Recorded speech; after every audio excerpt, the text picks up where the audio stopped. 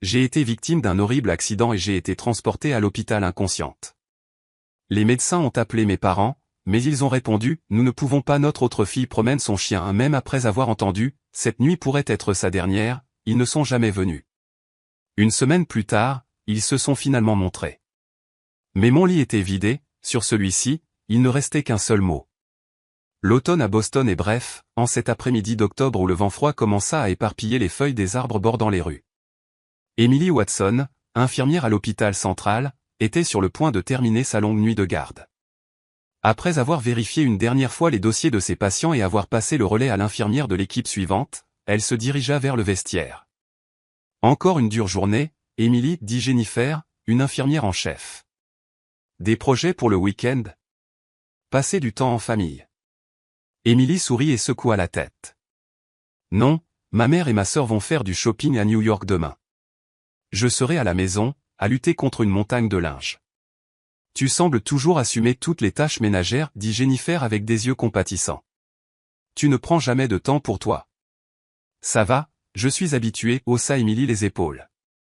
Elle ne le dit pas à voix haute, mais prendre soin de sa famille était devenu son habitude. Dans la famille Watson, il était entendu qu'Emily s'occuperait de la plupart des corvées. Emily quitta l'hôpital et retourna dans son appartement solitaire. Son appartement était modeste, mais propre. Le réfrigérateur était orné de nombreuses cartes postales de son père, maintenues par des aimants, Londres, Paris, Rome, et les noms de villes marquant ses voyages de travail. Thomas Watson était un cadre dans une grande entreprise de commerce et voyageait souvent à l'étranger. Il avait une personnalité calme et rationnelle, mais il avait toujours considéré Emily comme spéciale. Quand Emily décida de devenir infirmière, il fut le seul à soutenir la décision de sa fille. Le téléphone sonna et Emily se précipita pour répondre. C'était sa mère, Martha. Emily, te souviens-tu du dîner de demain? L'ami designer de Kate vient, alors rentre avant 18h. Oui, je me souviens. Avez-vous fini vos courses? Oh, eh bien, dit Martha maladroitement, Kate et moi avons décidé d'aller faire du shopping à New York demain après-midi. Nous serons de retour le soir, mais pourrais-tu t'occuper des courses et de la préparation du dîner? Emily réprima un soupir. D'accord, j'ai pris congé, donc ça va. Merci. Comme toujours, Emily, tu es toujours aussi serviable, dit Martha. Puisque tu es infirmière et indépendante, ces choses ne te posent aucun problème. Kate est encore en train de faire ses preuves dans sa carrière, il est donc important pour elle de faire du réseautage. Après avoir raccroché, Emily s'effondra sur le canapé. Sa sœur Kate travaillait comme designer d'intérieur indépendante. Talentueuse, charmante et sociable, Kate était la préférée de ses parents. Sa mère, en particulier, montrait un grand intérêt pour la réussite sociale de sa fille. Le téléphone portable d'Emily sonna. En regardant l'écran, elle vit que c'était un appel vidéo de son père. « Emily, comment vas-tu » Le visage de Thomas apparut à l'écran. Il semblait appeler depuis une chambre d'hôtel. « Je vais bien, papa. »« Où es-tu en ce moment ?»« Paris. »« Je dois prendre l'avion pour Bruxelles demain. » Thomas afficha une expression fatiguée, mais sourit. « Un nouveau projet a commencé. Il semble que je vais faire un long voyage en Europe. »« Combien de temps ?» demanda Emily, inquiète. « Environ 3 mois, je dirais, dit Thomas avec des excuses. « Je suis désolé, je ne pourrai pas revenir pour ton anniversaire. »« Ne t'inquiète pas. Est-ce que le travail est difficile ? » ?»« Oui, mais je t'appellerai certainement. » L'expression de Thomas devint sérieuse. « Emily, contacte-moi immédiatement si quelque chose arrive, à tout moment, ça me va. »« Je comprends, sourit Emily. La gentillesse de son père réchauffa son cœur. « Et, s'il te plaît, prends soin de Martha et de Kate aussi. »« Elle serait perdue sans toi, dit Thomas en plaisantant, mais il y avait de la vérité dans ses paroles. « Bien sûr, comme toujours, répondit Emily légèrement. La semaine suivante, Thomas partit pour l'Europe. Emily reprit sa routine bien remplie, alternant les quarts de nuit et de jour. À la maison, les travaux ménagers pour sa mère et sa sœur l'attendaient toujours. Sa présence était considérée comme acquise et ses efforts rarement reconnus. Puis vint le jour fatidique. Par une froide soirée pluvieuse du début novembre, Emily quittait l'hôpital après avoir terminé sa garde de nuit.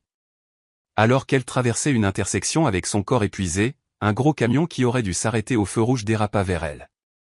L'impact fut immédiat, et l'obscurité suivit. La conscience d'Emily revint par intermittence. Elle avait l'impression d'être sous l'eau. Des gens s'affairaient autour d'elle, et des voix se faisaient entendre au loin. La salle d'urgence de l'hôpital central était tendue. Le personnel médical travaillait en équipe pour sauver la vie de leur collègue, Emily Watson. C'est Watson. Elle était en chemin vers chez elle après la garde de nuit, s'exclama le docteur Martin, chef du service des urgences, en la reconnaissant. Contactez sa famille. À partir du dossier personnel d'Emily, le numéro de téléphone de sa mère, Martha, fut trouvé comme contact d'urgence. Une jeune infirmière composa le numéro d'une main tremblante. Dehors, il faisait encore sombre avant l'aube. « Allô, Madame Watson ? Ici le service des urgences de l'hôpital central. Votre fille, Emily, a été victime d'un accident de la circulation. » À l'autre bout du fil, Martha répondit d'une voix endormie. « Emily ? Que s'est-il passé ? Elle est dans un état critique. Pourriez-vous venir à l'hôpital immédiatement ? » Après un moment de silence, une réponse inattendue revint. « Je suis en train de promener le chien de ma sœur en ce moment, donc je ne peux pas. Peut-être que je pourrai venir dans l'après-midi. » La jeune infirmière écouta avec incrédulité et demanda à nouveau, « Madame, votre fille est dans un état très grave, elle a de multiples traumatismes et saigne, pourriez-vous venir immédiatement ? » « Je vous ai dit que je ne peux pas pour le moment. » La voix de Martha contenait de l'irritation. Le caniche de Kate a un emploi du temps strict. De plus, Kate et moi avons prévu d'aller à New York cet après-midi. L'appel se termina. La jeune infirmière était stupéfaite. Elle rapporta la situation au docteur Martin. Le médecin fronça les sourcils, mais soigner la patiente était la priorité. Essayons d'appeler à nouveau plus tard. Pour l'instant, concentrons-nous sur le sauvetage de sa vie. Emily fut emmenée au bloc opératoire d'urgence. Ruptures internes, multiples fractures, traumatisme crânien, son état se détériorait de minute en minute. La chirurgie dura 6 heures. Quand elle se termina, il était déjà passé midi. Le docteur Martin rappela Martha, cette fois-ci d'un ton sévère. « Madame Watson, l'état de votre fille est extrêmement critique. Elle a de multiples fractures, des lésions internes et un édème cérébral. Je vous recommande vivement de venir dès que possible. » Je comprends, répondit Martha sèchement, mais il n'y eut pas d'autre réponse. Emily fut transférée en soins intensifs. Seules des machines et des perfusions entouraient son lit. Il n'y avait aucun signe de famille. À la place, ses collègues infirmières se relayaient pour s'asseoir à son chevet, lui tenant la main. « Emily, vous m'entendez ? On est là avec vous. » Jennifer chuchota à son oreille. « Accrochez-vous. Vous pouvez certainement surmonter ça. » Alors que la nuit tombait, Martha et Kate n'étaient toujours pas apparus. Quelqu'un suggéra de contacter Thomas en Europe, mais son numéro n'était pas dans les contacts d'urgence enregistrés par Martha. Le téléphone portable d'Emily avait été brisé avec son sac lors de l'accident. L'après-midi du deuxième jour, Martha et Kate se présentèrent enfin à l'hôpital. Les deux portaient des sacs de shopping de marque et semblaient mécontentes des restrictions de visite de l'unité de soins intensifs. « Seulement 15 minutes ? Vous plaisantez ? » Kate se plaignit à l'infirmière. « On est venu spécialement de New York. » Martha et Kate enfilèrent des vêtements de protection et furent conduites au chevet d'Emily, accompagnée de Jennifer. Emily était reliée à un respirateur, son visage enflé couvert d'échymoses violettes, son corps entouré d'équipements médicaux attachés à divers endroits. « Oh, quel enfant difficile !» soupira Martha. Elle se tenait au bord du lit sans toucher la main d'Emily. « Ne le dites pas à votre père, ça ne fera que l'inquiéter. »« Ma chérie, rétablis-toi vite, » dit Martha froidement. « On n'a pas le temps de s'occuper de toi. » Kate regarda l'écran de son téléphone et dit, « On ferait mieux de rentrer vite, maman, on va être en retard pour le dîner avec Jeff. » Avant que les 15 minutes ne soient écoulées, les deux quittèrent la pièce. Jennifer, tremblant de colère, mais réprimant ses émotions, en professionnelle, continua à prendre soin d'Emily. Dans sa conscience qui s'estompait, Emily avait entendu des fragments de la conversation de sa mère et de sa sœur. Son cœur se figea, non pas à cause de la douleur, mais de la froide réalité. Au milieu de cela, une question se forma dans son esprit, pourquoi son père ne l'avait-il pas contacté ? S'il était au courant de la situation, il serait certainement venu en courant. Le troisième, le quatrième jour passèrent. L'état d'Émilie fluctuait. Ses collègues continuaient à prendre soin d'elle avec dévouement, s'asseyant à ses côtés entre les quarts. Martha et Kate ne se présentèrent plus. Le soir du cinquième jour, la conscience d'Émilie revint légèrement. Elle appela d'une voix rauque, « Papa ». Jennifer, qui était dans la pièce, lui serra fermement la main. « Émilie, tu m'entends ? Bouge ton doigt. » Émilie bougea légèrement son doigt. Cela suffit à faire pleurer Jennifer. « Dieu merci, Dieu merci. » Jennifer lui embrassa doucement le front. « On essaie de contacter ton père, mais il est à l'étranger. » Émilie ferma à nouveau les yeux. Cependant, son cerveau retrouvait progressivement ses fonctions. Elle essaya de comprendre la situation à partir des conversations fragmentaires qu'elle entendait. Pourquoi n'y avait-il pas de contact de son père? Pourquoi sa mère et sa sœur ne l'avaient-elles pas informé? Le septième jour, l'état d'Émilie commença miraculeusement à se stabiliser. Elle pouvait respirer sans le respirateur pendant de courtes périodes, et sa conscience devint plus claire. Les médecins furent étonnés de sa résilience. Les infirmières sont coriaces, dit le docteur Martin, ravi de sa guérison. Votre rétablissement est un miracle médical. Émilie demanda à Jennifer du papier et un stylo. D'une main tremblante, elle écrivit une question, « Contactez papa ». Jennifer afficha une expression troublée. Votre mère a dit de ne pas le dire à votre père, mais bien sûr, on doit le contacter. Avez-vous ses coordonnées? Émilie hocha faiblement la tête et essaya d'écrire un numéro sur une autre feuille de papier. Cependant, son corps était encore faible et le stylo lui échappa. À la place, elle écrivit « L'entreprise de papa ». Jennifer hocha la tête, comprenant. Je vois. Thomas Watson, directeur de la succursale européenne de Global Trading Company, je vais essayer de le trouver. Émilie serra la main de Jennifer, lui exprimant sa gratitude. Dans son esprit, les paroles de sa mère, « Ne le dites pas à votre père » revenaient sans cesse. Pourquoi sa mère ne voulait-elle pas informer son père? Il devait y avoir une raison cachée. Et Émilie prit une décision. Elle avait le droit de savoir, et son père avait le droit de connaître la vérité. Tout en forçant son corps faible, elle commença à élaborer un plan. Le matin du 8e jour après l'accident, le ciel de Boston était couvert de plomb et de nuages.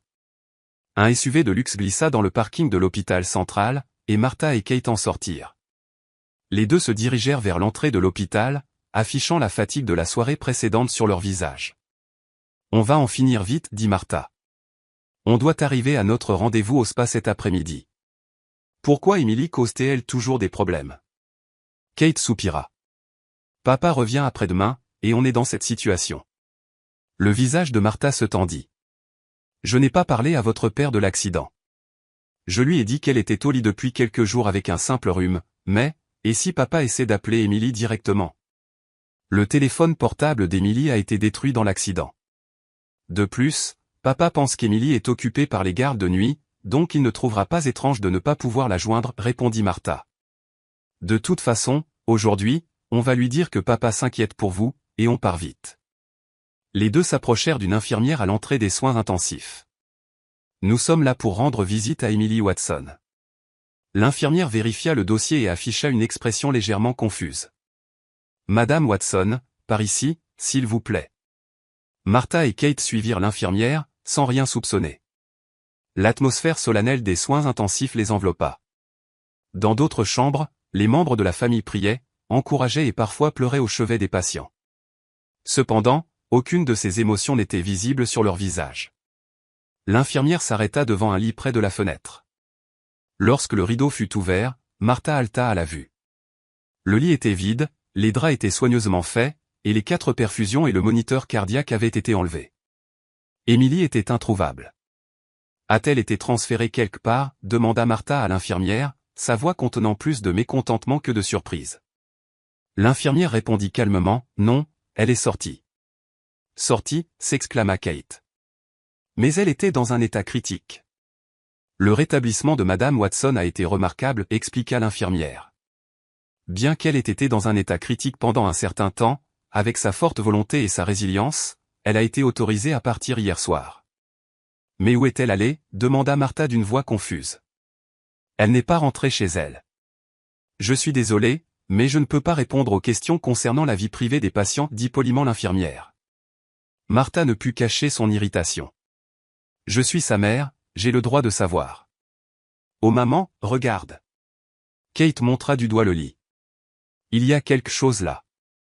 Au centre du lit, il y avait une enveloppe blanche. Sur la surface, il était écrit à la main avec soin, pour Martha Watson. Martha prit rapidement l'enveloppe et sortit un mémo. Alors que ses yeux suivaient le texte, la couleur quitta son visage. Maman, qu'est-ce qui ne va pas?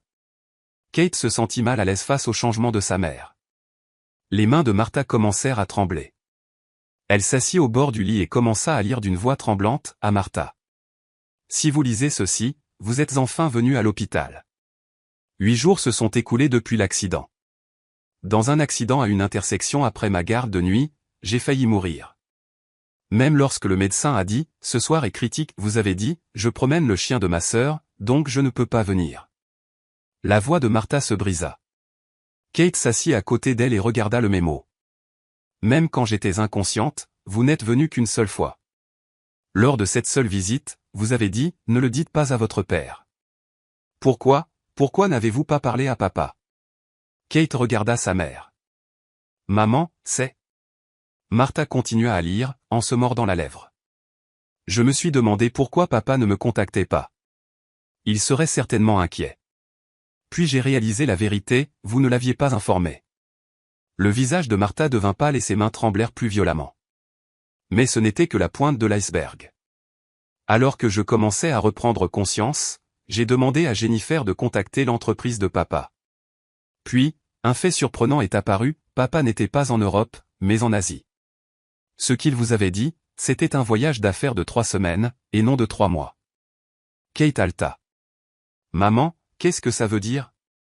Le visage de Martha se tordit de peur et elle s'arrêta de lire. Lis le reste. Kate tira le mémo des mains de sa mère. J'ai enquêté plus avant. Votre histoire concernant le voyage d'affaires de 3 mois de papa était un mensonge. Pourquoi diriez-vous un tel mensonge? J'ai trouvé la réponse. Ayant perdu mon téléphone portable, j'ai pensé utiliser le téléphone de la maison et suis rentré discrètement chez moi hier soir. Puis j'ai entendu votre voix depuis le salon. Votre voix parlant à un homme. Martha se couvrit le visage et commença à sangloter. Thomas ne sera pas de retour avant 3 semaines, ne vous inquiétez pas, disiez-vous. Quand j'ai légèrement ouvert la porte du salon, j'ai tout vu. Vous, avec Joseph Baker, votre amant. Kate s'éloigna de sa mère, prenant le mémo d'un air stupéfait. Puis, la conversation la plus choquante suivit. Nous devons garder le secret que Kate n'est pas sa fille. L'ADN ne ment pas, avez-vous dit. Le papier glissa des mains de Kate. Elle fixa sa mère avec une expression incrédule. Maman, est-ce vrai? Martha essaya de prendre la main de sa fille en pleurant, mais Kate se retira. Mon père n'est pas mon père? La voix de Kate tremblait. Martha ne put répondre. Elle ramassa le mémo et lut jusqu'au bout. J'ai rassemblé toutes les preuves, des enregistrements de vos conversations, des copies des emails échangés entre vous et Joseph, et les résultats du test ADN de Kate. J'ai envoyé tout cela à papa par courrier international ce matin. Il a le droit de savoir la vérité. Au revoir, Martha, de votre fille, Emily. Au moment où elle termina de lire le mémo, le téléphone portable de Martha sonna. L'écran affichait le nom de Thomas. Martha essaya de répondre d'une main tremblante, mais la sonnerie s'arrêta immédiatement. Il était déjà trop tard. Emily avait révélé toute la vérité. Que dois-je faire? Martha s'effondra sur le lit. Thomas sait tout. Kate se tenait près de la fenêtre, loin de sa mère. Son monde s'était complètement effondré. Pendant ces 8 jours, dans une chambre de luxe au 34e étage du Grand Hyatt Hotel à Hong Kong, Thomas Watson se tenait près de la fenêtre, contemplant le paysage nocturne vibrant de la ville. La restructuration de la succursale asiatique se déroulait plus facilement que prévu, et il était susceptible de terminer avant le délai initial de 3 semaines. Il prévoyait de rentrer à Boston avec le vol de demain après-midi. On frappa à la porte et Thomas se retourna. Entrez.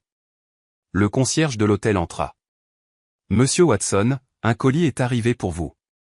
C'est un courrier international. Merci. Thomas reçut l'enveloppe brune. Après le départ du concierge, Thomas examina l'enveloppe. Elle portait le cachet de Boston, et l'expéditeur était Emily. Il sourit à ce courrier inattendu de sa fille. Il pensa que ce devait être une attention pleine de sollicitude, typique d'Emily. Cependant, lorsqu'il ouvrit l'enveloppe, son contenu dépassa de loin son imagination, une clé USB, plusieurs photos et une lettre d'Emily. Il déplia d'abord la lettre. Mon cher papa, l'écriture méticuleuse d'Emily lui sauta aux yeux. En lisant cette lettre, vous recevrez certainement un grand choc, mais vous avez le droit de savoir la vérité. La semaine dernière, j'ai été victime d'un accident de la circulation. J'ai été grièvement blessé dans une collision avec un gros camion, et j'ai vacillé entre la vie et la mort pendant un certain temps. La couleur quitta le visage de Thomas. Il s'assit dans une chaise. Maman ne vous a pas informé de mon accident, et vous a apparemment dit qu'Emily était au lit avec un rhume. Même lorsque le médecin a dit, ce soir est critique, maman n'est pas venue à l'hôpital. Les mains de Thomas se mirent à trembler. Le contenu était incroyable. Lorsque j'ai repris conscience, je me suis demandé pourquoi vous ne m'aviez pas contacté. Après enquête, j'ai appris que maman vous avait parlé d'un voyage d'affaires de 3 mois. Pourquoi dirait-elle un tel mensonge?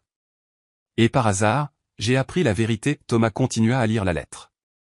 La découverte accidentelle par Emily de l'infidélité de sa mère à la maison, la conversation concernant le père biologique de Kate.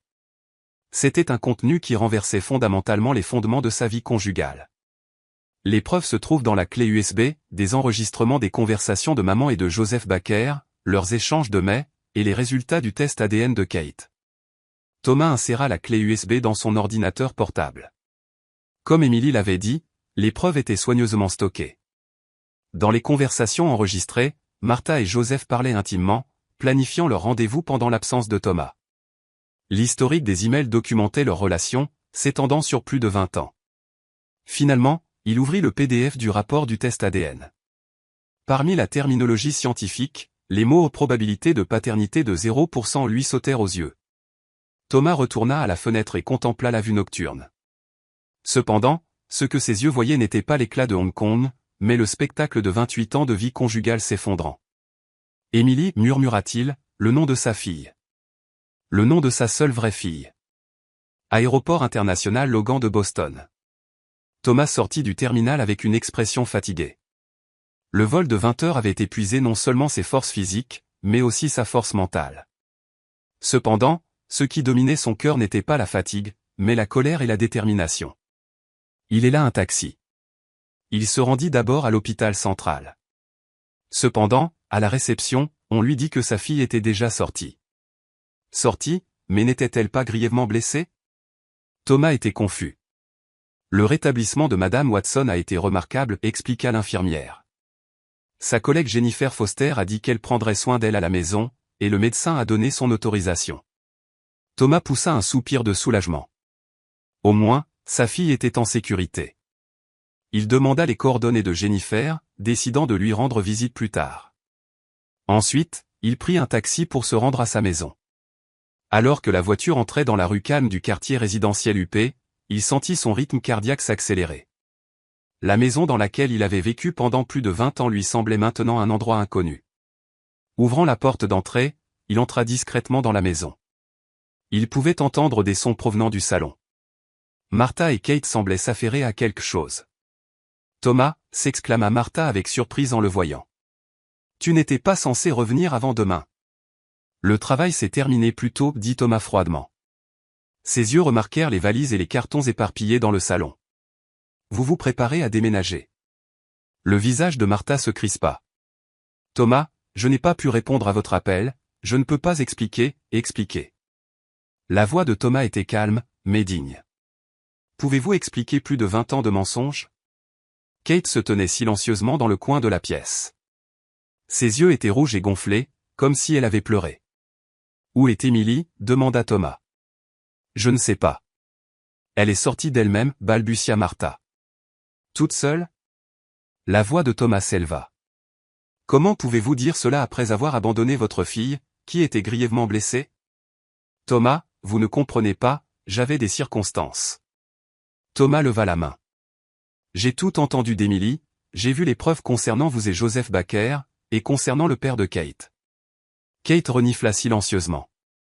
Je ne savais rien, papa, je veux dire, monsieur Thomas. Thomas la regarda un instant. Ses yeux montraient de la tristesse plutôt que de la colère. Kate, ce n'est pas ta faute. Tu es aussi une victime. Martha s'effondra sur le canapé. Thomas, pardonne-moi. Pardonner? Thomas ricana.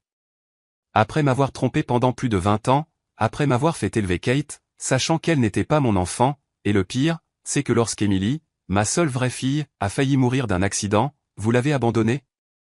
Martha ne pouvait pas argumenter, elle ne faisait que pleurer. Je veux une explication, Thomas croisa les bras. Pourquoi avez-vous caché l'accident d'Emily?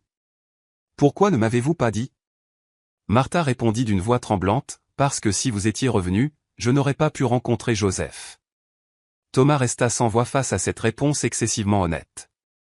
Il secoua la tête et dit doucement, Emily était ma seule fille, c'est la vérité. Il ouvrit sa mallette et sortit des documents. Ceci est un accord de divorce. J'ai déjà contacté un avocat. Y compris les demandes de dédommagement, tout se déroulera comme écrit ici. Je veux que vous soyez toutes les dehors de cette maison d'ici demain. Mais où allons-nous? Implora Martha en pleurant. C'est votre problème, dit Thomas froidement. Il est temps de payer le prix de 20 ans de mensonges. Il monta à l'étage dans son bureau, fermant la porte. Il libéra ses émotions pour la première fois, avec un profond soupir, il s'effondra sur sa chaise. Sur le bureau, il y avait une photo de lui et d'Emily. C'était une photo commémorative du jour où elle avait obtenu son diplôme d'infirmière. Il prit la photo et suivit le sourire d'Emily avec son doigt. « Emily, murmura-t-il. Je suis désolé de ne pas avoir pu te protéger. » La lumière du matin entrait par la fenêtre d'un petit appartement de Boston. Dans une chambre de l'appartement de Jennifer Foster, Emily était assise sur le canapé, lisant un livre. Son corps était encore faible et de faibles cicatrices restaient sur son visage. On frappa à la porte. Lorsque Jennifer ouvrit, Thomas Watson se tenait là. « Emily. » Thomas aperçut sa fille dès qu'il entra dans la pièce. Il s'approcha tranquillement et s'agenouilla devant le canapé. « Emily, je suis désolé de ne pas avoir pu te protéger. » Emily prit la main de son père, les larmes aux yeux. « Papa, tu sais tout? » « Oui, tout, hocha Thomas la tête. J'ai vu ta lettre et les preuves, les mensonges de cette famille et que personne n'était à tes côtés alors que tu souffrais de l'accident. Mes collègues étaient là pour moi, sourit Emily. Comme une vraie famille. Un mois plus tard, Emily et son père emménagèrent dans un nouvel appartement. Thomas avait quitté l'entreprise pour laquelle il avait travaillé pendant de nombreuses années et avait été muté dans une autre entreprise à Boston. Il avait choisi de travailler près de sa fille. « Comment est la position de cette étagère ?» demanda Thomas en montant une étagère sur le mur du nouveau salon. « Parfait, papa. » Emily sourit. Son état s'améliorait de jour en jour. À l'heure du dîner, les collègues d'Emily commencèrent à rendre visite fréquemment. Ils accueillirent chaleureusement Emily et son père, nouant des liens comme une nouvelle famille. « Vous avez sauvé ma fille » remercia Thomas Jennifer et les autres lors d'un dîner. « Vous nous avez appris ce qu'est une vraie famille. » Les conséquences pour Martha et Kate furent telles qu'elles l'avaient imaginé. Lorsque Joseph, l'amant de Martha, fut découvert par sa femme, il abandonna Martha et disparut. Financièrement étranglée, Martha commença à gagner sa vie en travaillant à temps partiel dans une boutique haut de gamme. Kate, avec le rapport du test ADN à la main, essaya de trouver son père biologique. Cependant, Joseph refusa de la reconnaître, la rejetant froidement avec « n'évoquez pas les erreurs du passé ». La mère et la fille s'éloignèrent les jours s'emplissant de reproches mutuels. La nuit de Noël, le nouvel appartement d'Emily était enveloppé d'une lumière chaleureuse. Thomas et sa fille, ainsi que ses collègues de l'hôpital, étaient assis autour de la table, profitant de la conversation avec des sourires. Une lettre arriva dans la boîte aux lettres. L'expéditeur était Martha. « Vous n'allez pas l'ouvrir ?» demanda Thomas. Emily secoua la tête et jeta la lettre non ouverte à la poubelle. Le passé est terminé. Nous avons un nouvel avenir. Jennifer leva son verre. À la vraie famille, à la vraie famille. Tout le monde trinqua. Emily leva les yeux vers le ciel étoilé à l'extérieur de la fenêtre. Sa vengeance était complète. Elle ne laisserait plus la haine consumer son cœur. Tout ce qui restait, c'était l'espoir d'un nouveau départ. La famille, ce n'est pas que des liens de sang, dit doucement Emily. C'est le cœur qui se soucie l'un de l'autre, qui crée une vraie famille. Thomas enlaça l'épaule de sa fille et hocha la tête. Leur nouvelle histoire commencerait ici.